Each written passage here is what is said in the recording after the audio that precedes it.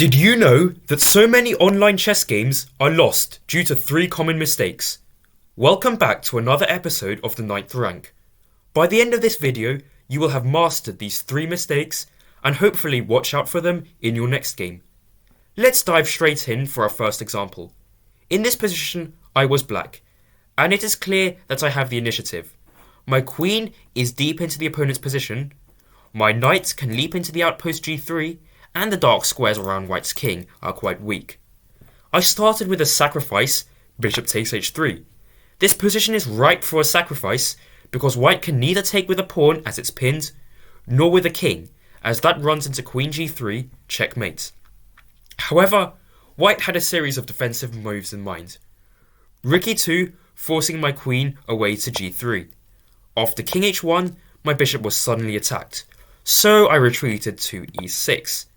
Now white played queen e1, and my first question is, decide if you want to exchange queens or simply retreat, and I suggest you pause the video and have a think.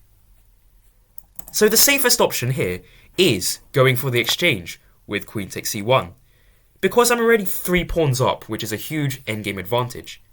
However, my mistake was that I got too carried away with the attack and moved my queen away to g4. Now after knight f1, I thought, why not bring another piece into the attack? So I played the move rook d8, which is a huge blunder. Can you see why?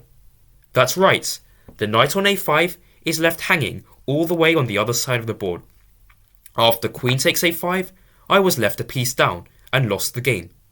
The lesson here is not to get too carried away by attack and always consider action across the whole board. Remember, the board is made of 64 squares, not just 16 or 32. To introduce the second example, I would like to start with an acronym made popular by the famous grandmaster John Nunn. This is LPDO, or loose pieces drop off. It happens when unprotected pieces are often lost to a variety of tactical combinations, and accurate calculation is necessary. I was playing black in this position. I am a full rook up, with many attacking ideas such as queen takes a2 checkmate, or queen takes c3, forking the king and rook. However, all 3 of my major pieces are unprotected, so they are prone to tactical sequences. In addition, my king is quite exposed. White played rook e6. Can you find the only sensible move here that loses for black? Pause the video and try to find it. The move that loses is rook d6, and unfortunately that's what I played in the game. After rook takes d6, king takes d6, white did not take the rook on g2, but instead played queen f8 check, a skewer that picks up the loose queen on a3, so I resigned. The third example happened in a Lichess team battle.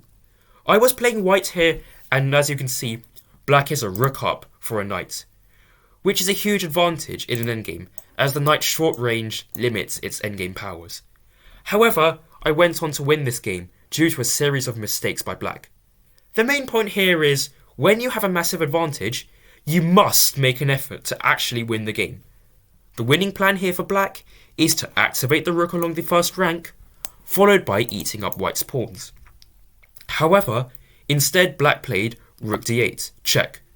I played king c5, and black checked again without a clear plan, and after king b6, there is no way for black to stop the queenside pawns from being lost. At this point, black has already lost the advantage and white can draw with accurate play. However, the position is easier to play for me as white, since I have the momentum going and my plan is easy. Just advance the queenside majority.